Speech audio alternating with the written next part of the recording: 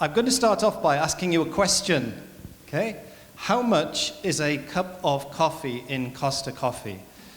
Now, first of all, I just want to say that this is a cup of decaf coffee, okay? Because I've already been thrown out of several Adventist churches for this, so I just want to make sure that you know that this is a decaf cup of coffee, yeah? You ready? How much, sir? If I was to get a decaf coffee from Costa Coffee, I think maybe £2.10, I don't know. £2.10. Now, the sister on the front row is incredulous that you could get a coffee for £2.10 in Costa. I would have said like £4-ish. £4, okay.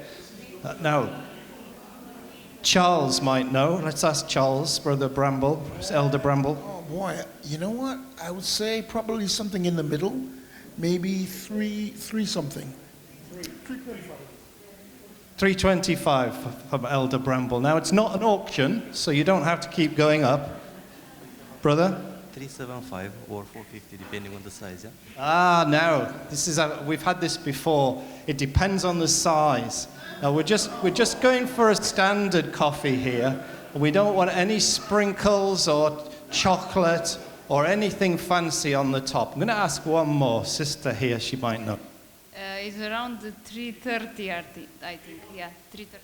330. I heard someone say 340. Oh, there's someone here who's desperate to tell me how much it is. He's looked it up on the internet, I think. £2.45. £2.45, okay, for the cup of coffee. We're going to come back to that in a while. But first of all, I just want to talk about why we're here this morning.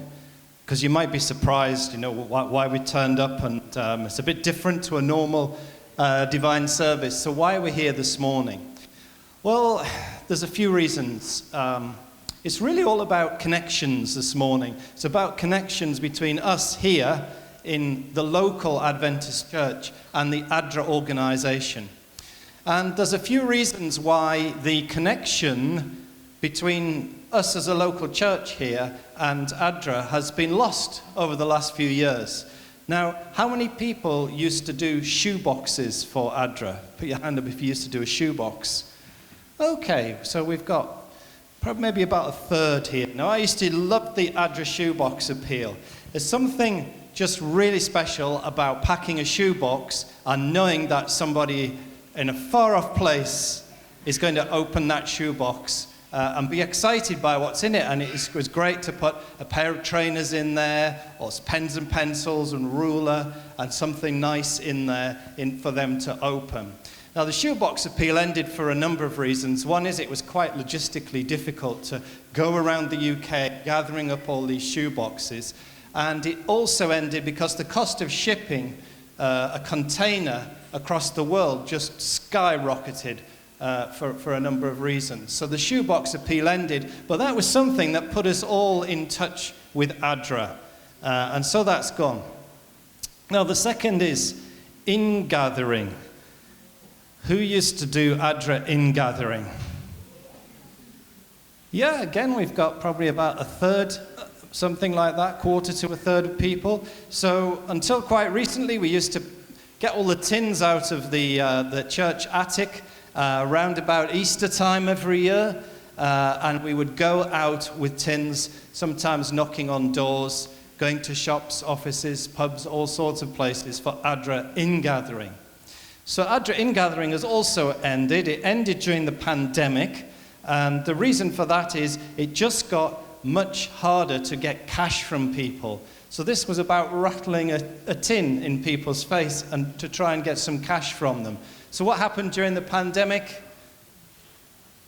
Effectively, we became a cashless society. So if you knock on somebody's door now hoping for a couple of pound coins or something like that, most people are like, I haven't really got any cash on me.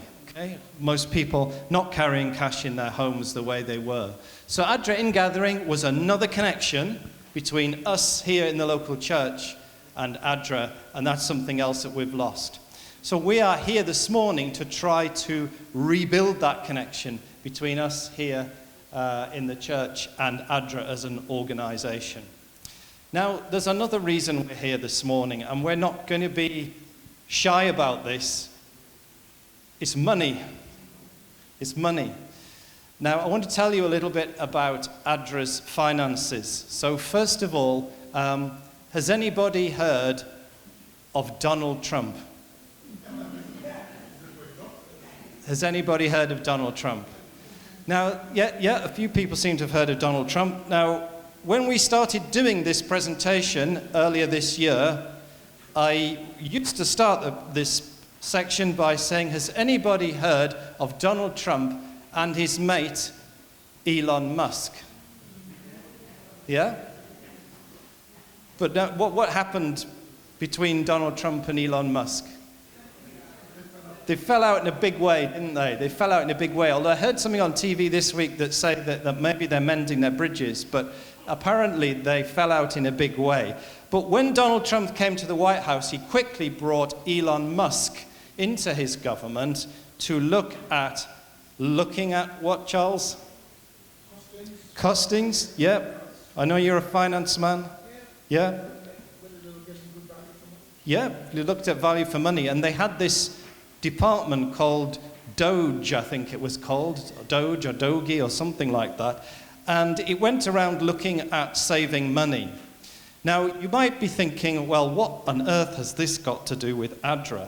But what happened with Doge was that one of the first things that Elon Musk and Donald Trump did was to close down the American department responsible for overseas aid. Shut it down overnight. Just put a blank page up on the website, said it's closed, told all the employees to stay at home. The whole thing stopped overnight. What has that got to do with ADRA? Well, I'll tell you, ADRA International, which is the US arm of ADRA, lost $70 million overnight. $70 million gone from ADRA overnight, just like that. Huge amount of money, and let me just tell you one impact from that. There is a hospital in Kenya which specializes in dealing with patients with HIV and AIDS, which ADRA has been running for decades, and overnight, as a result of that, that hospital just lost its entire budget, or almost its entire budget. So no money for medicines, no money to pay staff, just the whole thing facing shutting down. So we hear about big sums of money, like $70 million, but that's the real impact. Now, we don't live in the US, so let's just turn our attention to the UK for a minute, because the UK has also been reducing the amount of money that it spends on overseas aid quite substantially. So this started with the previous Conservative government, and what they did is they merged the department that was responsible for overseas aid into the Foreign and Commonwealth Office. And by merging the two together and blurring the boundaries between them, they took a lot of money out of the overseas aid budget and put it into other things. So that was a previous government. Now, the current government, you see a page from the BBC website there. Earlier this year, Starmer cuts aid to fund increase in defence spending. So what Keir Starmer did was he took money that we had previously been spending on overseas aid and decided to spend it on ships, aeroplanes, tanks, guns, bullets, all of those things instead. Hardly overseas aid. So a lot of money that the UK government used to give to charities like ADRA to carry out projects has now disappeared as well. So I think you're starting to get the picture a little bit about the position that ADRA is in. We've talked about the end of the shoebox peel, we've talked about the end of ingathering, we're talking about what's happened in the US and the UK. So a huge amount of money has disappeared from the ADRA organisation over the last few years. Right, let's just turn our attention now to ADRA itself, because I've been talking about it for a few minutes. But not all of you might be familiar with what ADRA is and what its relationship is within the Adventist Church. So first of all, we're going to start by asking another question. So what does ADRA stand for, first of all? So put your hand up if you think it's the Adventist Disaster Relief Agency. Anybody think it's the Adventist Disaster Relief Agency, ADRA? No? Okay. Anybody for the Adventist Development and Relief Agency? Hands for that? Okay, I see about half the congregation. And finally, anybody think it's the Adventist Development and Rainforest Alliance? And anybody for the Rainforest Alliance? Oh, we've got one over there for the Rainforest Alliance. Well, I can tell you, and most of you have got it right, that it's the second one, Adventist Development and Relief Agency. Now, the reason I'm highlighting that is because that name, that title, tells us what ADRA does. Tells us what ADRA does. So it's important to look at that for a minute. Now, the name ADRA, Adventist Development and Relief Agency, actually originates here in the UK. So ADRA has existed since the 1950s, but it's had previous names, and you'll see a little bit about that on a video in a minute. But the name ADRA was actually dreamt up by Pastor John Arthur, if anybody remembers the late Pastor John Arthur. So he needed to register ADRA as a charity in 1999, and he had the back of an envelope to sketch out some ideas for names, and he came up with the idea of ADRA, registered it here in the UK as a charity, and then what happened was that church headquarters in the US liked the name so much that they adopted it worldwide. But the name ADRA tells us two things. First of all, it tells us that ADRA is about development, and secondly, it tells us that ADRA is about relief. Okay? So two different things. Now, what is development? Development is about improving lives. So it's about things like education, it's about things like improving people's agriculture, it's all things that make people's lives better. And then the other half of what ADRA is about is saving lives. So this is what we traditionally think of as disaster relief. You know, there's been an earthquake, there's been a hurricane, there's been a flood, something like that, a famine. This is disaster relief. So two different things that ADRA is about, improving lives and saving lives. And the way it does its work is through a network of offices, okay, all around the world. So there are 120 ADRA offices around the world. Now this is not done as a hierarchy.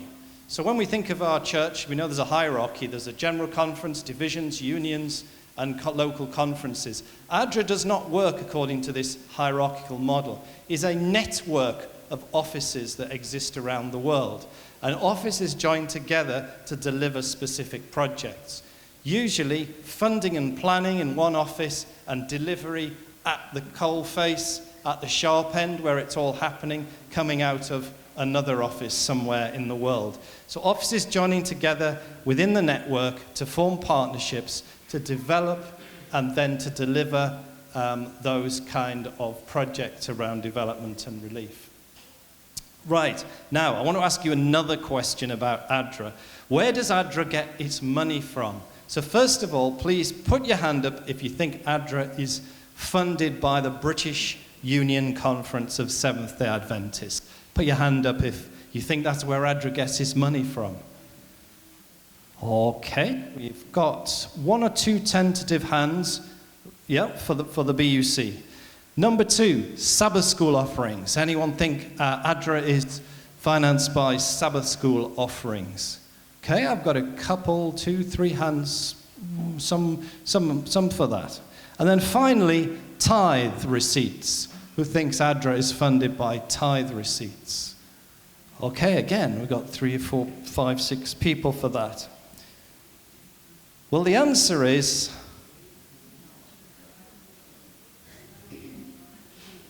none of the above.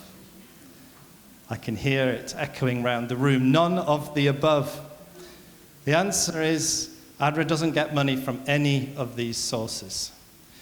It gets some low-rent office accommodation, at church headquarters in Stanborough Park, but other than that, it gets nothing from the BUC. Still has to pay some rent. Sabbath school offerings, that largely goes to Adventist things, so that goes to our schools, it goes to our missions, it goes to build churches. If you look at the old map on the Sabbath school lesson book, you'll see the map of the projects, and this is money for Adventist missions. And tithe receipts, what's tithe for? Paying pastors, basically, more or less paying pastors. Yeah, pastors' salaries, pastors' very fast cars, all of those things that pastors have. That's what tithes are all about. So, I think you get getting the picture about where does ADRA get its funding from. It's reliant on the likes of you and me, basically.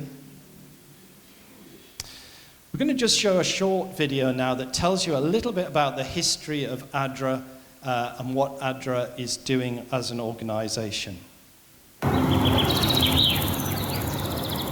In the heart of every continent, as the sun rises over diverse landscapes, life begins anew. Just like a seedling pushing through the soil, communities across the globe strive for growth, resilience, and hope. Just as a small seed grows into a fruitful tree, so the journey of supporting and nurturing communities in need is developing through the mission of ADRA.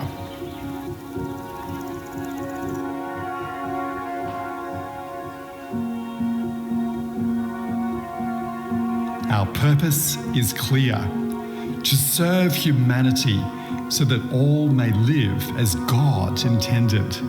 Justice, compassion, love. These core values guide everything we do, inspired by the teachings and example of Christ. ADRA's journey began with a simple yet profound mission to serve those in need. Rooted in the biblical call to love our neighbours and the Adventist commitment to health, education and welfare, ADRA was established in 1956 as the Seventh-day Adventist Welfare Service. Over the decades, SAWS evolved into the Adventist Development and Relief Agency, better known as ADRA, expanding its mission to provide comprehensive development and relief services globally. Inspired by the teachings of Jesus Christ and the Adventist dedication to holistic care, ADRA works to ensure that all individuals can live life to the fullest as God intended. Through these efforts, we witness stories of individuals and communities who've been touched by ADRA's work.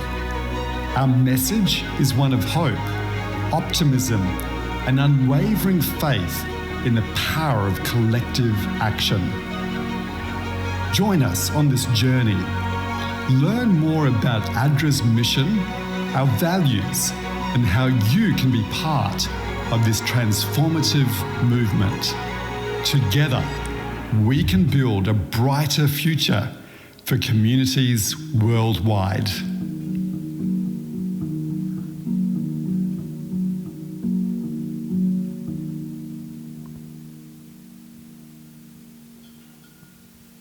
So that gives us some idea about what ADRA's all about. We've got a few of the videos later on this journey this morning through ADRA.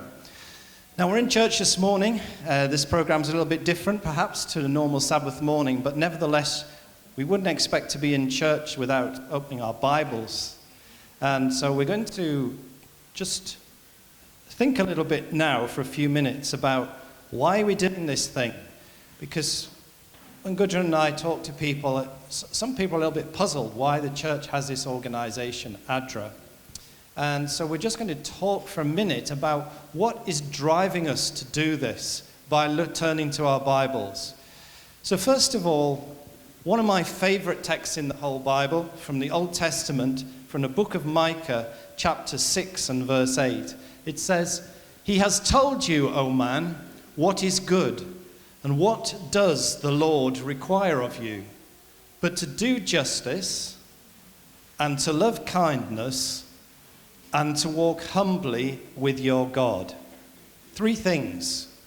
Now, first of all, I want you to notice that it doesn't say, be a good idea if you did this. Be a nice idea if you did this. It says, what does the Lord require of you? Now, if I require of you to report to the local police station, you know I'm not messing about if I'm a police officer, yeah?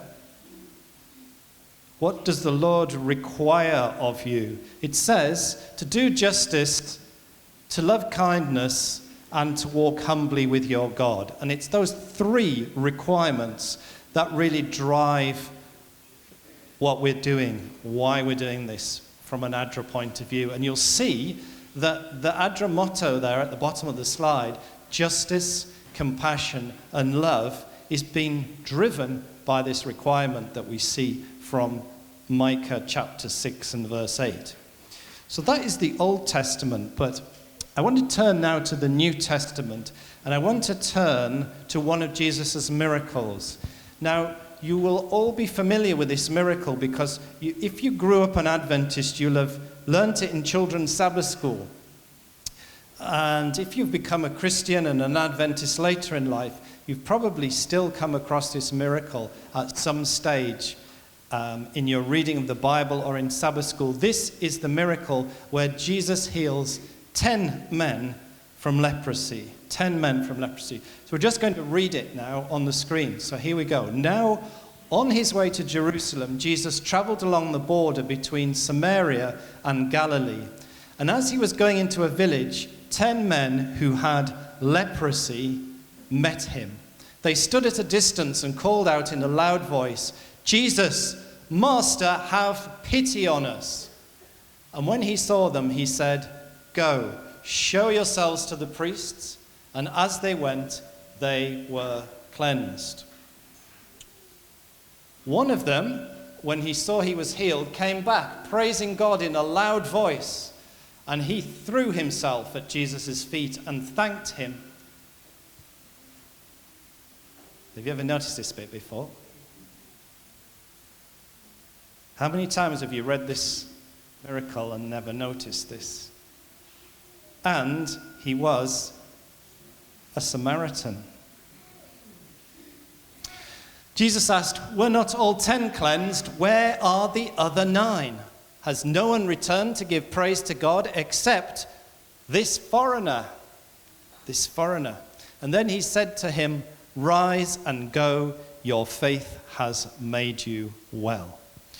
Now, there's 3 things this morning I want you to notice about this miracle, because we're looking at it slightly differently, through a slightly different lens this morning to maybe you have thought about it in the past. Because if you learnt this in children's Sabbath school, it was all about one thing, which is only one came back to say thank you.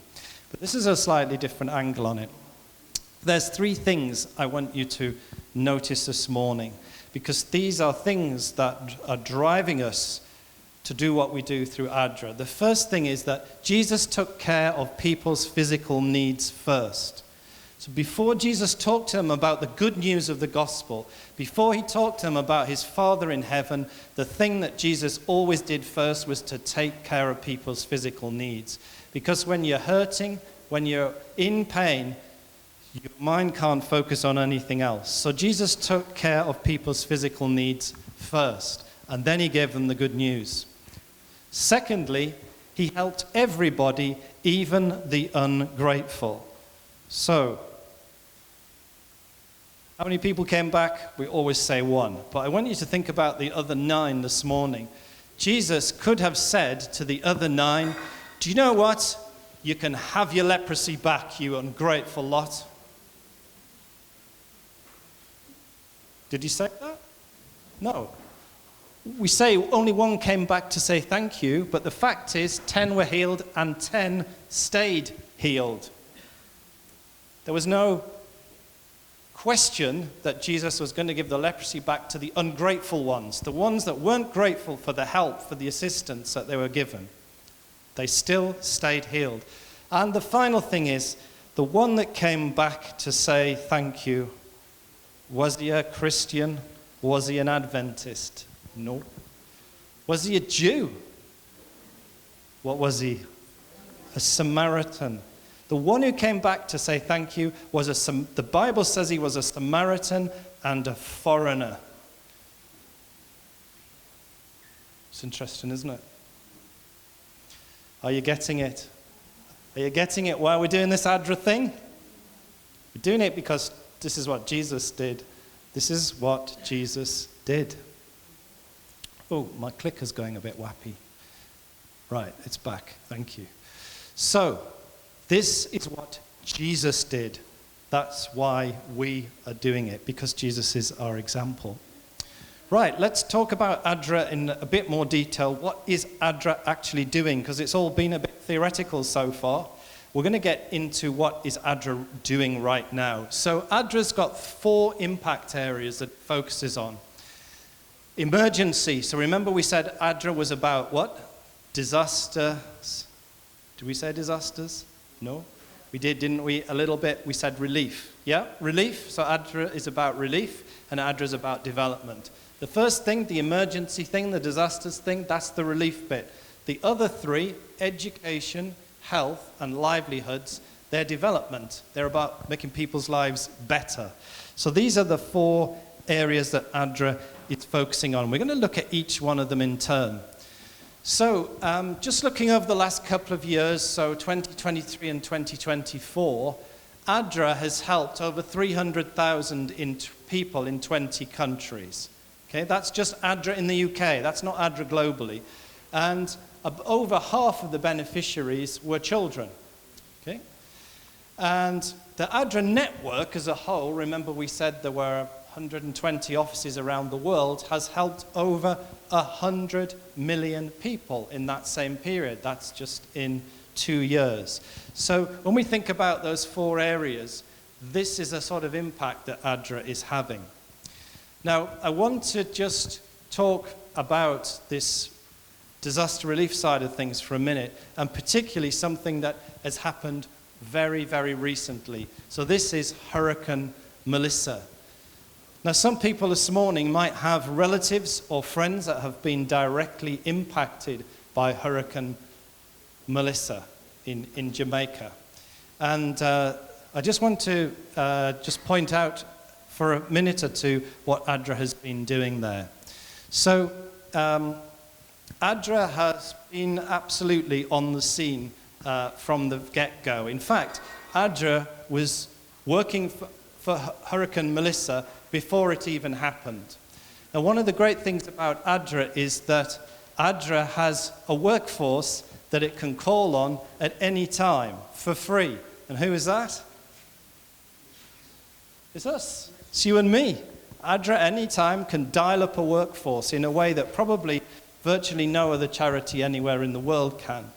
And so this is all part of the connection between us as Adventists and ADRA. So churches in Jamaica were already preparing for this before it even happened. So once the weather forecasters had said it was coming, they were able to start packing up kits for relief, boxes, the sort of things that people need when their house isn't there anymore, like tents and shelter and so on. So ADRA was prepared for this before it even happened, and because we've got church members on the ground, ADRA can dial those people up. So ADRA has been working on this before it even happened, and since it happened, ADRA was able to be one of the first charities on the scene. Now, the other thing that ADRA UK has done is launched an appeal for Hurricane Melissa. So if you look on the ADRA website, you will see that there is a specific appeal.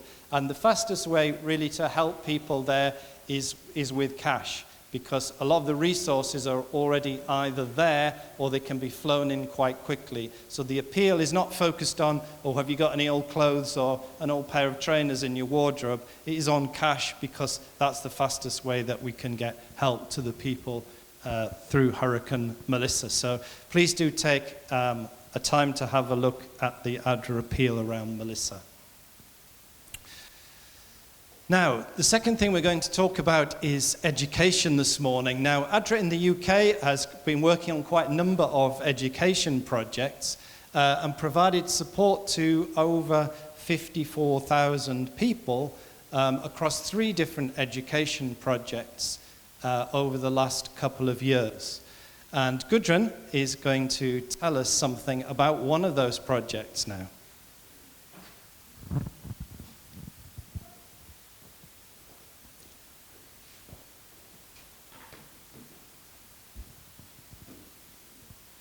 So it's time then for the children's story. Do the children come to the front here, or do you stay where you are? Yes, they come to the front. Lovely.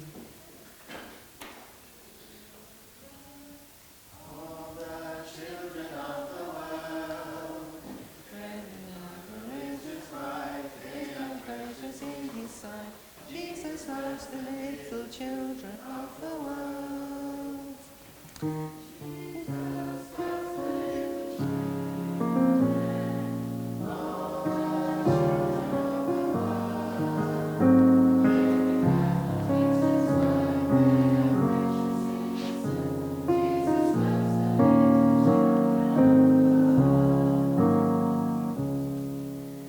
Thank you, children.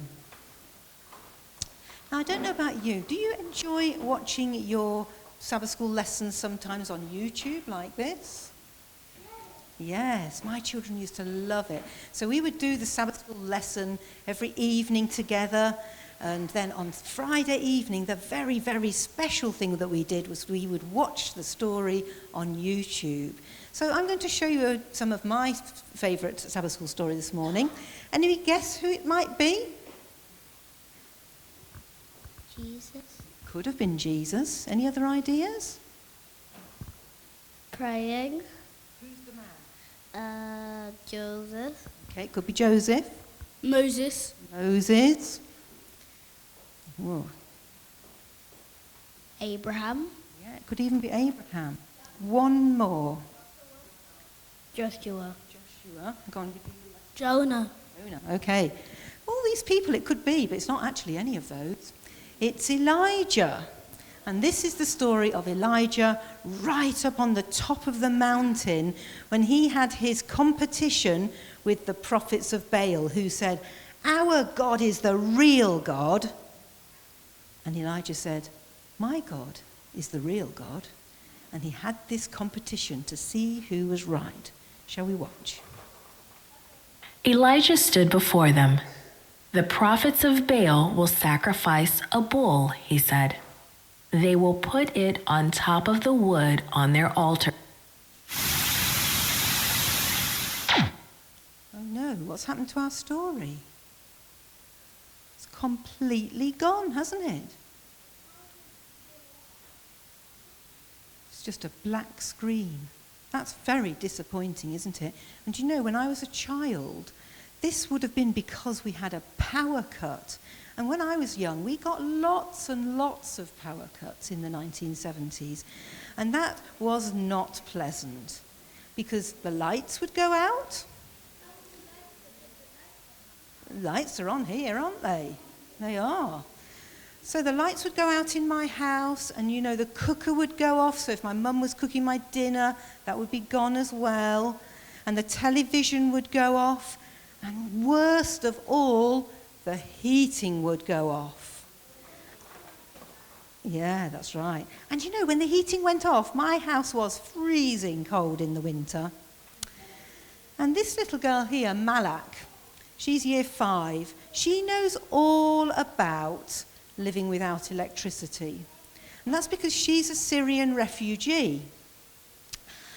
Now, I don't know about you. Have you ever been and lived in a tent?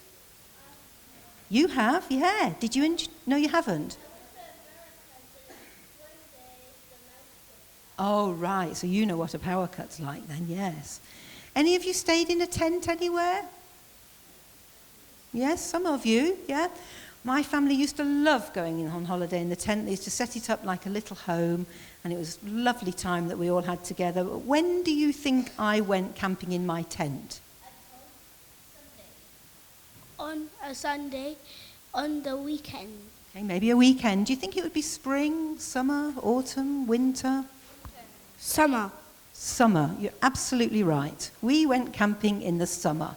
We are not the sort of people that can cope even in the spring or the autumn. Only the summer in the UK is warm enough for us. But Malak has to live in a tent. And she lives in a tent all year round. Spring, summer, autumn, winter. She lives with her mum and her older brother and her sister. But where they were, her brother couldn't go to school because he had to go out to work for the family. So Malak and her sister used to have to stay at home all day long because there was no school for them either. And they'd have to stay in the tent, sometimes in a snowstorm, in the winter when it was really cold. The streets were all muddy and slushy. And sometimes the snow was so high they couldn't walk along the streets. And because the tents had no electricity, it was dark.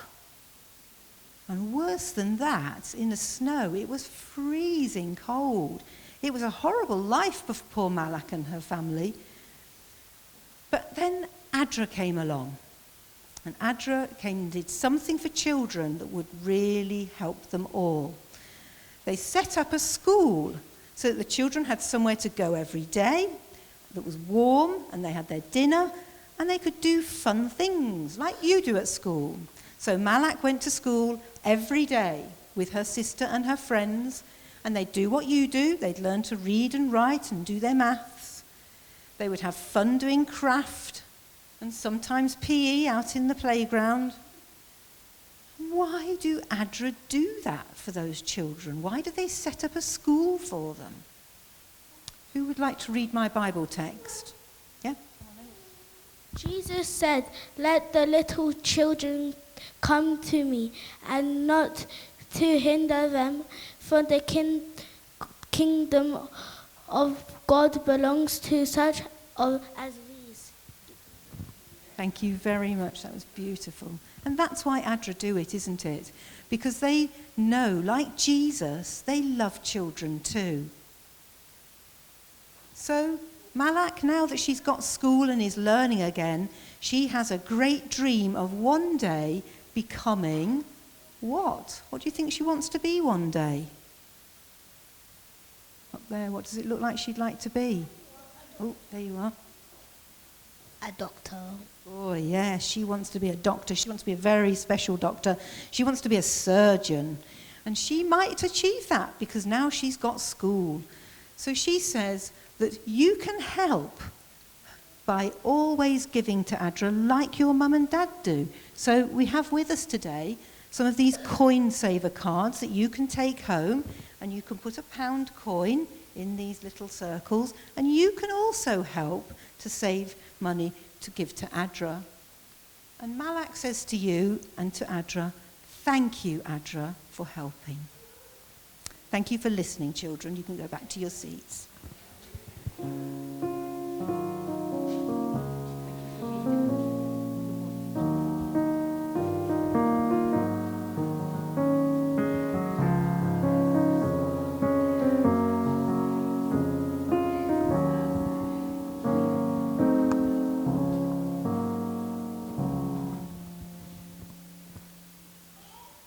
So we've talked about two of Adra's focus areas, and we're going to talk about another one now, which is health.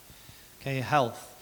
So when we're talking about health here, it's all sorts of things, all sorts of aspects of health. We're not just talking about sort of hospitals and that kind of thing. So water, sanitation and hygiene, and at the moment post-pandemic health, are real support areas that Adra is involved in. These are the kind of preventative areas that help people to be healthy on a day-to-day basis so that they don't get sick in the first place. And then secondly, improving nutrition. So particularly amongst children, improving nutrition is really, really important because it will impact their whole lifetime outcomes.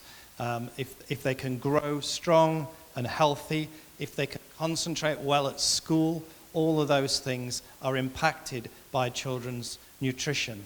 So two different areas there, water, sanitation, hygiene, that kind of thing. 3 projects ADRA UK have been involved in over the last few years, and then 6 projects in the area of nutrition.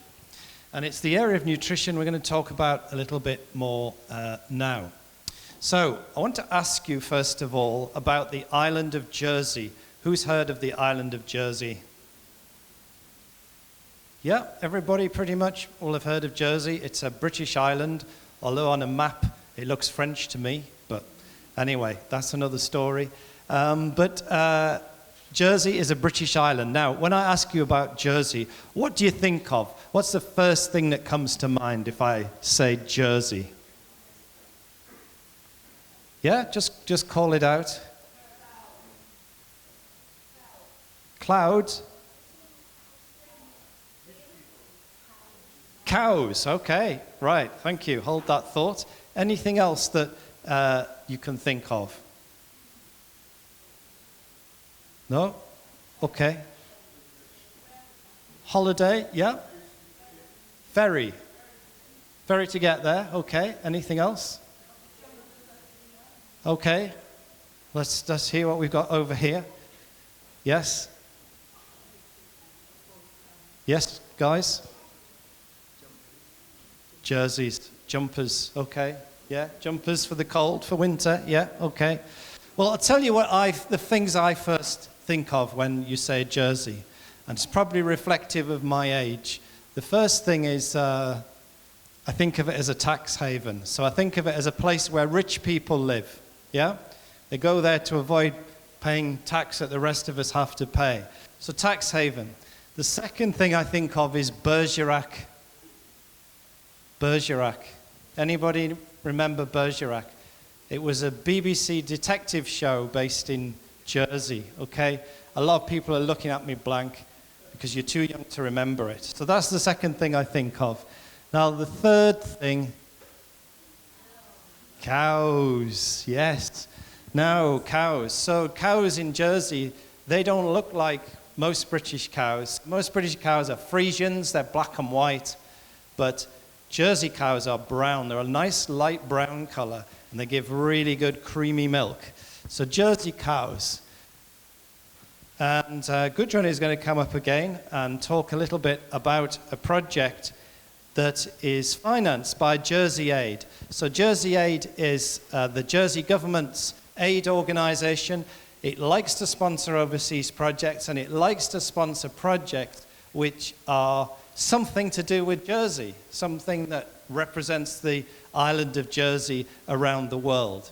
And Gudrun is going to talk about a project sponsored by Jersey Aid, but delivered by ADRA.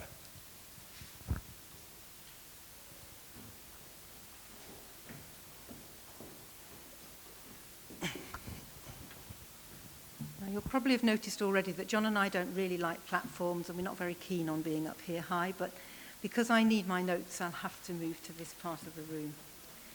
So, ADRA UK is a very small team of just 9 people, one of which is Alicia.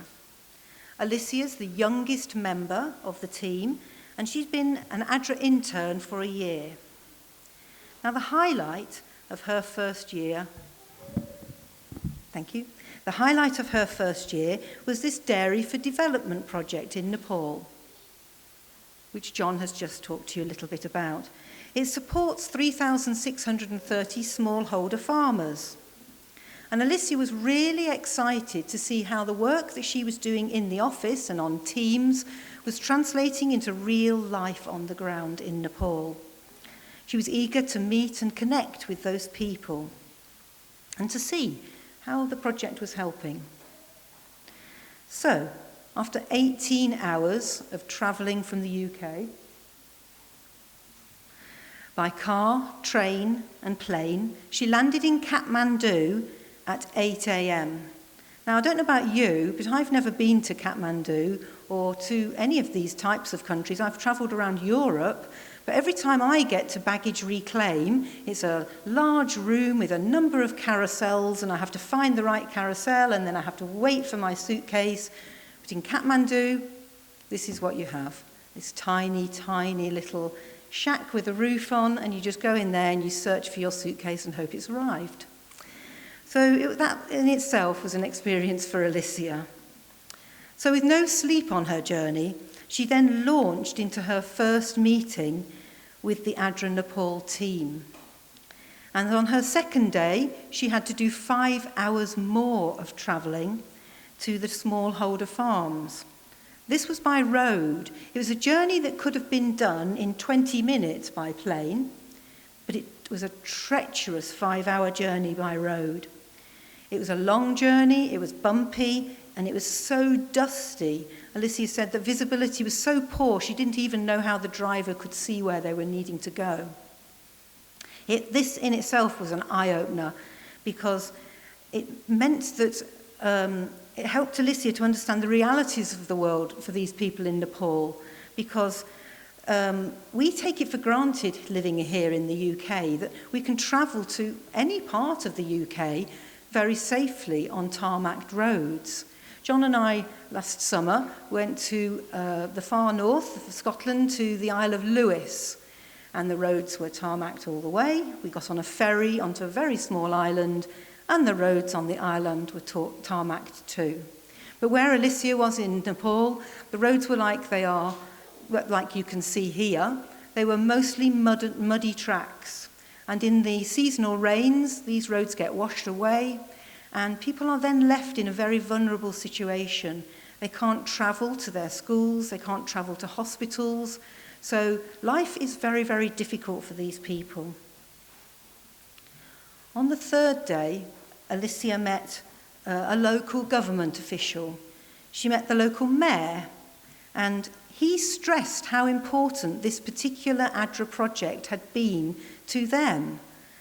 He said that prior to this small project, the local government had really only focused on large industrial farms, but the ADRA project had made them realise that they needed also to prioritise the smallholder farmers.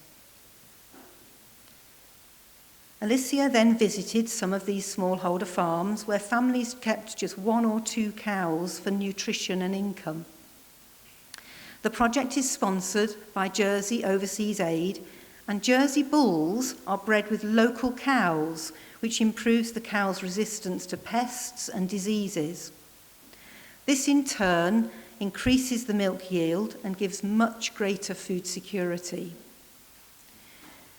With the help of ADRA UK, ADRA Nepal had built 350 cow pens like these with concrete floors, which are much easier to keep clean, which reduces diseases and pests. Alicia met this lady, Amrita, who thanked ADRA for helping her to have much healthier cows and free access to veterinary services. In a local community centre, Alicia met 35 other women who had benefited similarly from the project. They were particularly grateful that ADRA had provided milk chillers like these. They were able to take their milk to these collection centres and put them in the milk chillers, and then they could sell it. And this was really making these women filled with joy for something that was just making their lives so much easier. They said ADRA's project had given them more confidence and success in their farming, and some increased financial independence too. The entire experience was an incredibly valuable one for Alicia. Despite the language barrier, she was able to connect with these women farmers, and they showed her genuinely love, hospitality, respect, and kindness. Every time she left one of these groups of people, they were giving her gifts of flowers and scarves that they'd handmade. They fed her in ways that she'd never been fed before. They were just lovely to her. Alicia says, these women were a great example of how to show love to others despite having difficult lives themselves. We know from the videos and from John's introduction that ADRA's motto is to show to all people justice, compassion, and love. And these ladies, just like Jesus, were doing that for Alicia and in return to other people.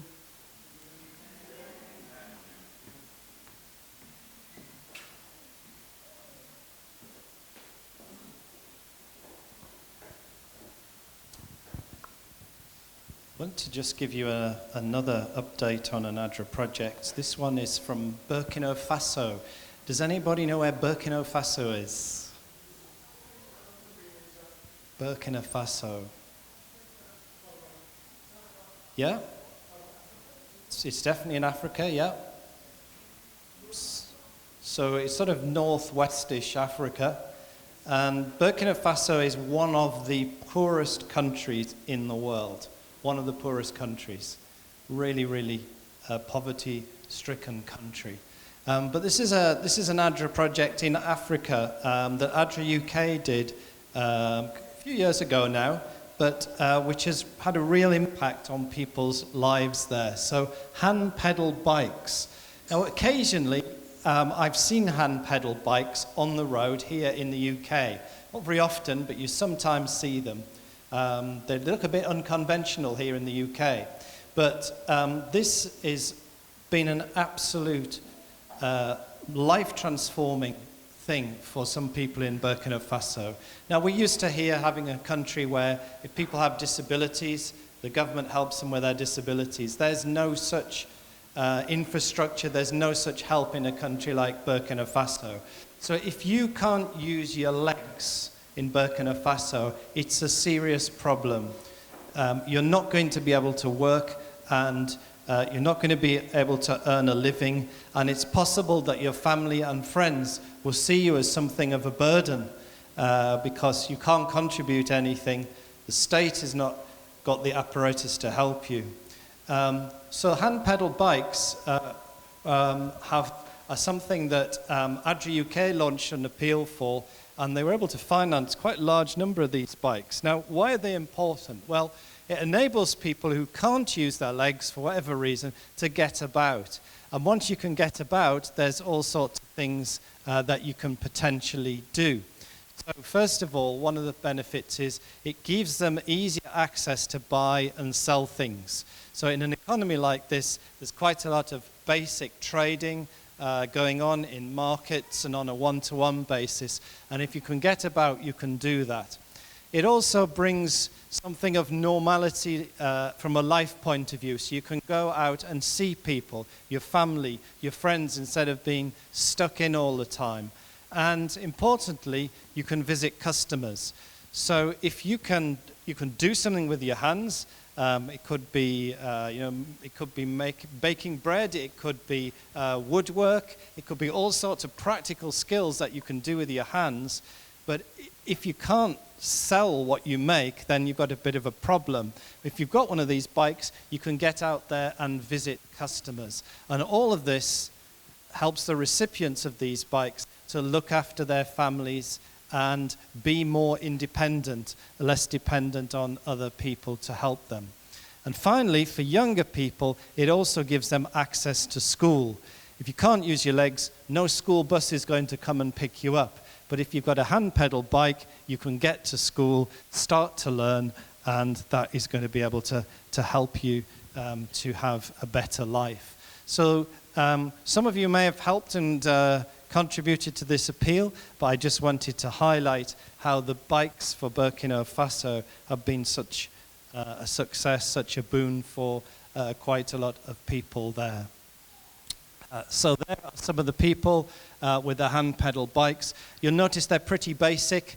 You know, they're not going to win any gold medals at the Olympics, but the idea is that these bikes are rugged, they are robust, they're going to be able to work on African roads with the minimum amount of maintenance going forward. Now, we had some great singing at the start, and so we've got a couple of hymns as part of our service this morning. This one we'd like you to sing together. I hope you know it. So this program, this is about the 21st church we've been to here in the East Midlands. So we tried to pick something from the SDA hymnal, because we know every church is going to have the SDA hymnal. But we found that some people just don't know this. So I hope you know it. It's a fairly easy tune to pick up. So if you don't get it on the first verse, I think you'll start to pick it up.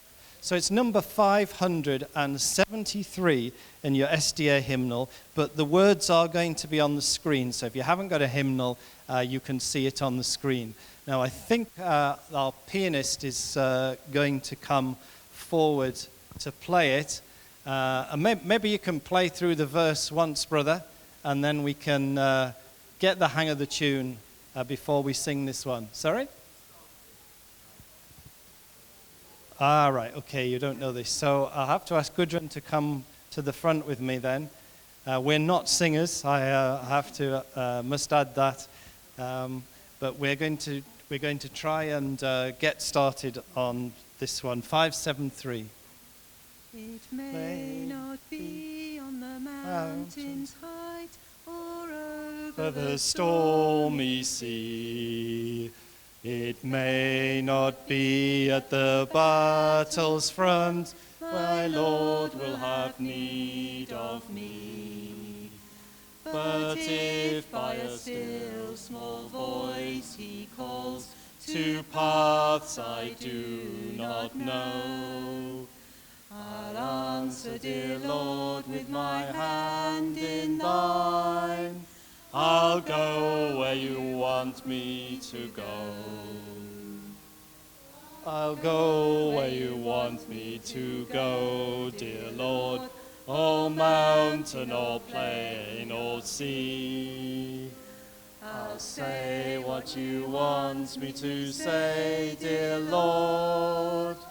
I'll be what you want me to be. Perhaps today there was loving word which Jesus would have me speak. There may be now in the paths of sin some wondering whom I should see. Oh, Savior, if thou wilt be my guide, in roads I do not know, thy voice shall echo the message sweet. I'll say what you want me to say. I'll go where you want me to go, dear Lord, or mountain or plain or sea. I'll say what you want me to say, dear Lord.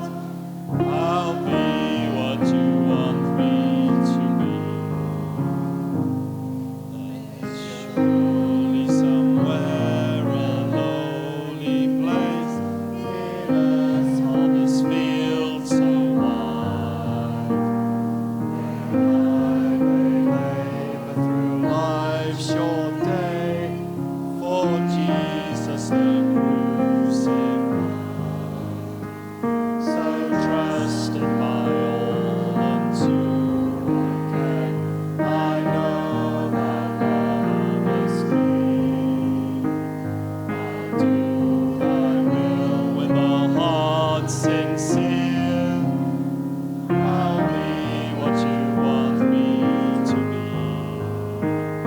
I'll go where you want me to go, dear Lord, oh mountain or plain or sea.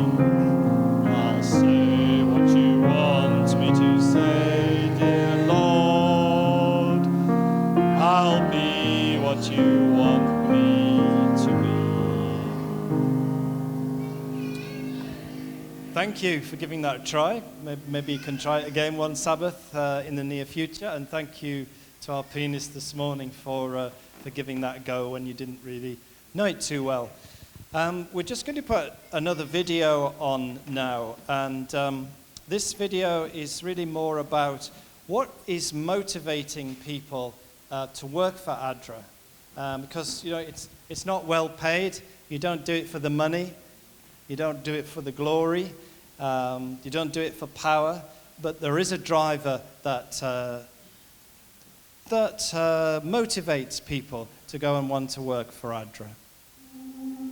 At ADRA, our staff embody the principles of faith, hope, and love through their dedication and service. Their work is more than a job. It's a calling, a manifestation of their faith in action. For many at ADRA, the work they do is deeply personal.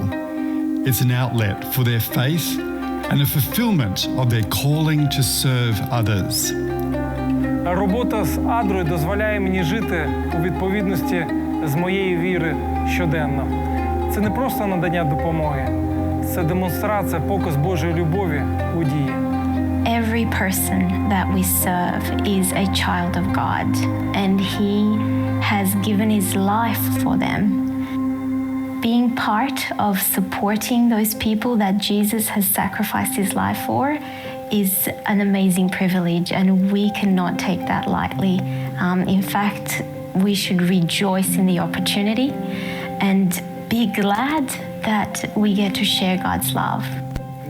Jesus is the ultimate example of service and compassion. His life and teachings inspire our work at ADRA, reminding us that every act of kindness reflects His love. Following Jesus' example, we strive to serve others selflessly, bringing hope and healing to those in need. You know, during disaster, a lot of people don't know what to do, don't know what happens. And that's where ADRA comes in, working in partnership with the church. This is a disaster-ready church. Prayer is a cornerstone of our daily work. It grounds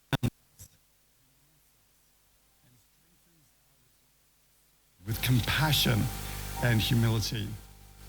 Our faith is not just a belief, it's a driving force behind every project and every success. Through faith, prayer, and dedicated service, we are making a real difference in the world. Join us in living our faith through service. Learn more about ADRA's mission, our values, and how you can be part of this transformative movement. Together, we can continue to make a difference.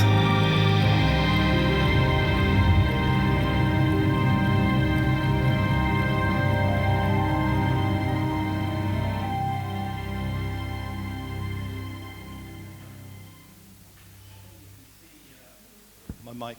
So you can see from that video that what these people who are working for ADRA want to do is they want to put their faith in action. They want it to be more than something that we have on Sabbath morning when we're sitting in church. They want their faith to be something that is practical. They want their faith to be put into action through the things that they do. Matthew chapter 25 and verse 40 says, "What you did caring for the underprivileged was as pleasing to my Father as if you had done it for me." As if you had done it for me. So those people that are working for ADRA and those of us here this morning who are supporting ADRA, Jesus is saying that when we care for those people, it's as pleasing to His Father as if we had done it for Him. This is what is driving us this morning. Now, one of the things that some people have asked me is ADRA just an overseas charity? Does ADRA just do stuff abroad? So the answer is no. ADRA does things in the UK too. And 3 projects I want to just highlight this morning. First of all, in Edmonton, in North London. During the pandemic, this team at Edmonton fed paramedics and NHS workers, people who were rough sleepers. Perhaps they got a bit forgotten as a group during the pandemic. Young people in care homes, people on low income. A project financed, sponsored by ADRA. In Swansea, they fed low-income families whose children receive free school meals. And down in Plymouth, innovative project here, working with a local plumbing company, Soper Plumbing, to deliver food and medicines to the elderly in the area. So a few of the UK projects. And then this one I just wanted to highlight is in Tottenham in North London. Gudrun and I had the privilege of visiting this project earlier in the year, over the winter, and it was fascinating to see this. So this project is sponsored by ADRA. It's hard to see the ADRA logo, so we just put a big red arrow on this picture, but it is on the banner that they've got there. This is a really interesting project because it's a food bank project. It operates twice per week. So on Sabbath afternoons, they do all the fresh stuff, which is when we were there. So they do things like milk and bread and so on. And then during the middle of the week, they do packeted and tinned goods. Okay, so that's, I think, on Wednesdays during the week. Now, the interesting thing about this project is that it was sponsored, it was financed by ADRA to get it going, but now it's become completely self-financing because businesses in the area, the local community, are really supporting this food bank. So when they were giving out bread, it wasn't just any old bread, it was all the best stuff from Marks and Spencer. It's just come to the end of the day, there's nothing wrong with it. Marks and Spencer give it all to the food bank. So some really nice bread being given out. Doesn't cost the food bank anything at all.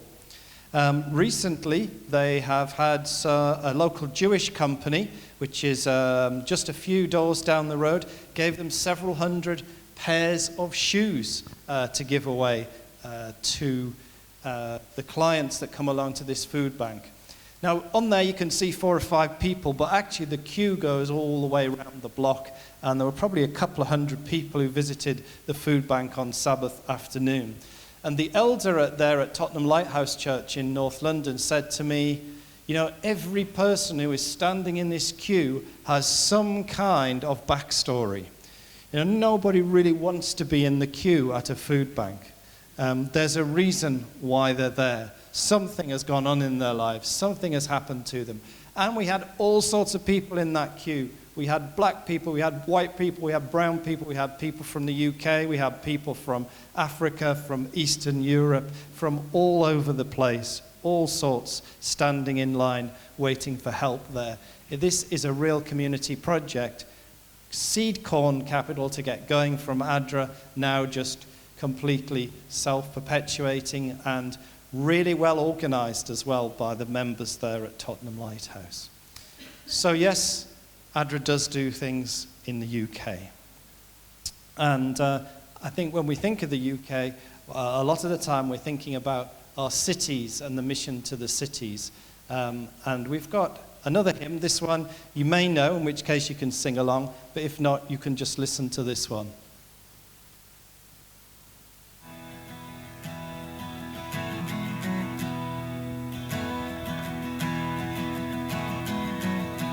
Lord, we stand in the shallows of all you have given, grateful for mercy, yet hungry for more, for the power of grace to go out from this place to the ends of the earth. We have praised you with passion and worshipped in wonder, thrilled by your spirit and fed by your word. Now to fully delight in the riches of Christ, we must go to the world.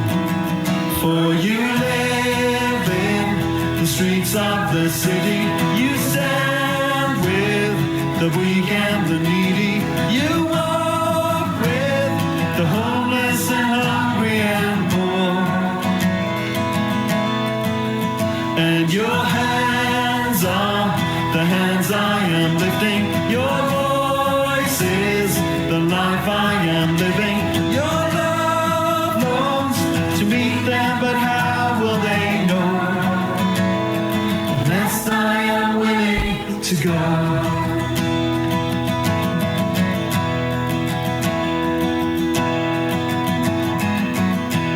Lord, where are you hungry and where are you thirsty? Naked in prison with no one to care, to give of our best to the poor and oppressed is to give back to you. So cause us to see with the eyes of the Savior. Give us a heart that will love as you love. Courageous compassion in words and in action brings hope to the world. For you live in the streets of the city. You stand with the weak and the needy. You walk with the homeless and hungry and poor. And your hands on the hands I am lifting. Your voice is the life I am living. Your love longs to meet them, but how will they know that you live in the streets of the city?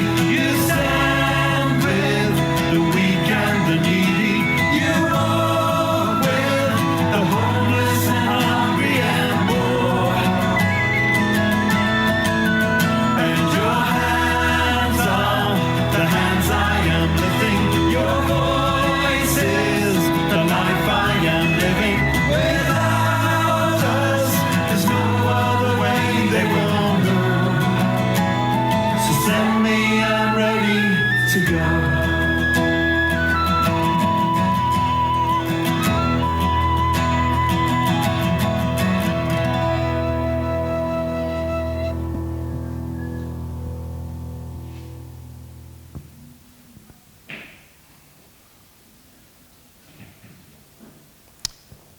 Come full circle now.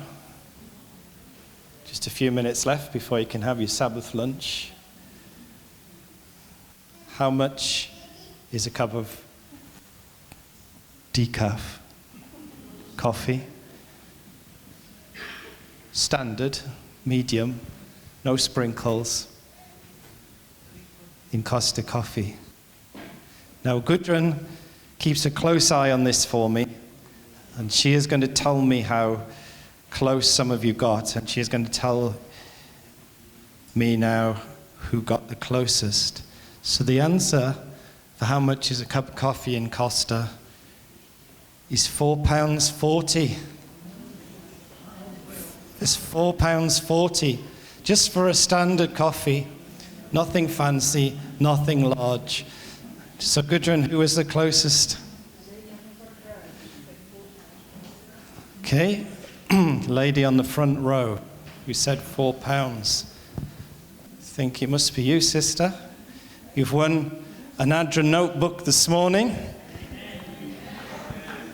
Yes, well done. When you open it, you'll wish you'd never got it, because it's only useful for drawing graphs, which is why we're giving them away. The wrong ones arrived for some reason. So it's £4.40 for a coffee in Costa. So let's just think about that for a minute. And let's think about something else. Does anyone know how many Adventists there are in the UK? How many Adventists there are in the UK? Anybody know, roughly? Yeah? Ooh, 500,000. I do wish there were 500,000 Adventists in the UK, but that's a little bit on the high side, but thanks for having a try. Okay, yes, you're going to try. 50 or 60,000. 50 or 60,000, that's a lot closer. Anywhere from 60 to 70,000. Okay, 60 to 70,000. We've got the Google man at the back again. He's going to tell me the answer. 1,500,000. 1,500,000, okay. Think that's also a little bit on the high side. The answer is there are 41,000 Adventists in the UK at the last count. A few more now. That was a couple of years ago. Now, if only half of all those Adventists in the UK gave £10 per month, okay, we would have £206,000 per month, yeah? So what I'm assuming this morning is that half the Adventists in the UK are not interested in supporting ADRA, or they don't have any money, or they don't come to church really, They're on the list, but they're not coming. So I've just been pretty conservative here, and I've assumed that half the Adventists in the UK could give £10 a month. So £10 a month is 2 Costa coffees, more or less. The way inflation is, from £4.40, it won't be long before it's a £5 for a coffee in Costco. So this morning, I'm just saying to you, if you were willing to give up 2 Costa coffees a month, now you might not like coffee. Maybe it's a hot chocolate that you would need to give up. Or maybe it's just your favorite magazine, or maybe it's one of those subscriptions that we've all got. We've all got Netflix and Disney and Paramount and Amazon and goodness knows how many others these days. If we could just give up one of those, maybe. Something you could give up. 2 Costa coffees is just an example. And you gave up £10 a month. If half of us could do that, that would be £200,000 a year.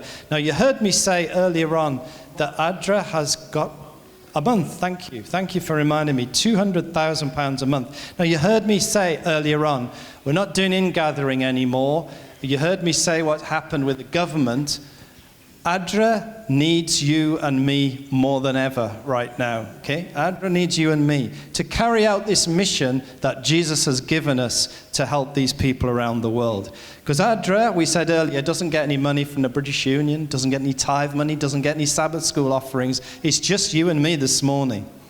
So I'm asking you, would you be willing to just give something small up to afford that £10 a month? Now, Brother has just reminded me that that's £206,000 a month, not per year. So per year, how much is that? Is anybody any good at maths can tell me? Anybody know their 2 times table or their 12 times table? Yeah, so if it's 2 times 12, it's 24, isn't it? And it was a bit more than 200,000. So actually, it works out, my clicker's not, there it is, it's working. It's near enough £2.5 million a year just by half of us giving up a couple of coffees. So that is a lot of money that ADRA could have to use on more of the projects we heard about this morning to carry on this mission that Jesus has given us to go out there and to help our fellow brethren, wherever they are, whoever they are, whether they're Samaritans or foreigners, or whether they're one of the people that we have learnt about this morning in some of the things that we were talking about. Now, there's a number of ways you can do this. So in the children's story, we said the children can help with the coin saver cards. And Gudrun has got a few of these coin saver cards this morning. So if you are one of the children and you would like a coin saver card, then please come after the service and speak to Gudrun because she's got some of these coin saver cards. You just put £1 coins in, so you can go and speak to your aunt or your uncle or your neighbour or somebody and get some pound coins and fill some of those cards in. Now, for those of us who have bank accounts, you can fill in a direct debit form. And I would like to emphasise this morning that although it's good to give now and then to ADRA, a regular giving is the most important thing. Because when you know, and you know this from your own life, managing your finances at home, managing finances at work maybe, that it's important to have a regular income if you're going to plan. You can't plan to do anything, can you, without a regular knowing what's happening with your finances. And this is the same for ADRA, for its staff, and importantly for its project work. Regular giving, no matter how small, is what really helps ADRA to plan in its work for humanity. So the deacons have got the direct debit forms, so they're going to bring those around now. So if you'd like to fill one of those direct debit forms in, then please do so. That's not the only way of giving. So we've got some other ways of doing this. There's the ADRA gift envelopes, and we've got some of those this morning. If you would like to make a one-off donation, You can also do this via your tithes and offerings envelope. So they often orange. There's a few colours in stock, I think, floating around. But those tithes and offering envelopes have an ADRA slot on them. Now, is anybody more up to date and using the 7Me app on their phone? Anybody got the 7Me app? Yeah, one or two of you. If you look on the 7Me app in the giving section on there, you can also give to ADRA on the 7Me app. So if you prefer that to old-fashioned pieces of paper and so on, you will find in the giving section that you can set something up there to give one-off or to set up a direct debit. Now, this morning, if you do set up a direct debit for ADRA, then we can give you a free ADRA drink bottle, which you can then put on your desk and remind yourself what you're doing to help ADRA and, more importantly, to help humanity around the world. So if you've got it in your heart this morning to give regularly, then you can take away an ADRA drink bottle. So this morning, it's not about me coming to talk to you. It's not about Gudrun. It's about these people this morning. With all these people that we've met this morning, some in the UK, most of them abroad, people like Malak, the people involved in the Jersey Cows Project, and many others this morning. So please think of these people. Please plan to give regularly to ADRA this morning. We're going to close. Yes, Charles.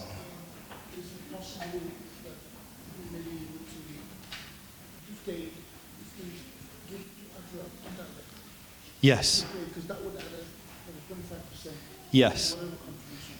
Yes, thank you for reminding me about gift aid. So that form that you have got in front of you, if I can find the right slide, this one, yes. So this form here, I think there's a box on here for gift aid, isn't there, Gudrun? Yes. Somewhere, is it at the bottom? Yes, you can see it. Have we got a pointer on this? No, we haven't. Anyway, in the bottom left-hand corner, you can see some script that says gift aid it. So if you've got one of those forms in front of you now, you can see there's a box you can tick. That allows you to gift aid it, and that effectively adds another 25%. Is that right, Charles? Yes, 25% onto what you give. So your £10 a month will become £12.50.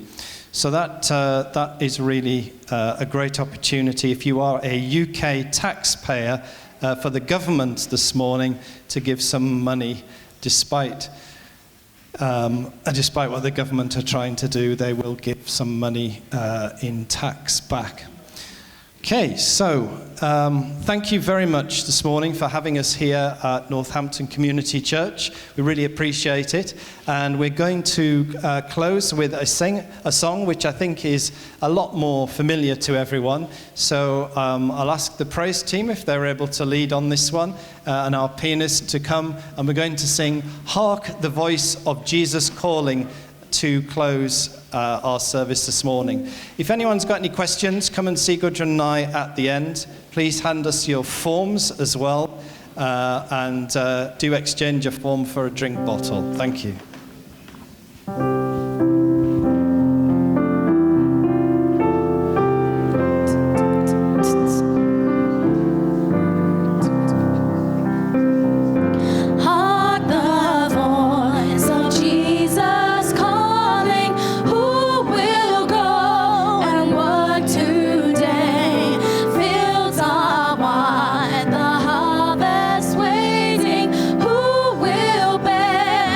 She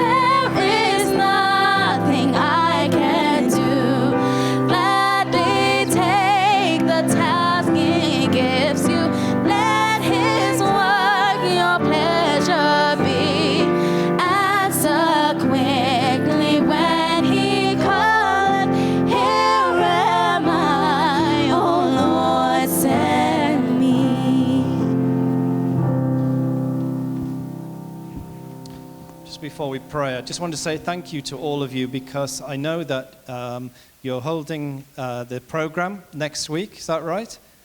And that one of the charities that you are raising money for is ADRA. So really want to say a big thank you for adding ADRA to the list of charities that the program next week is raising money for. Let's bow our heads now as we close our service. Dear Lord, we thank you that you have given us this mission, that you have given this example through the way you lived your life on this earth. And we pray, Lord, that we will be dedicated to this mission of going out and caring for the physical needs of others around the world through ADRA. We thank you for each person gathered here this morning. We thank you for this time with you and with each other, and we pray that you'll be with us in the rest of our Sabbath day. Amen. We would like to thank John and Gudrun for presenting all these nice things to us.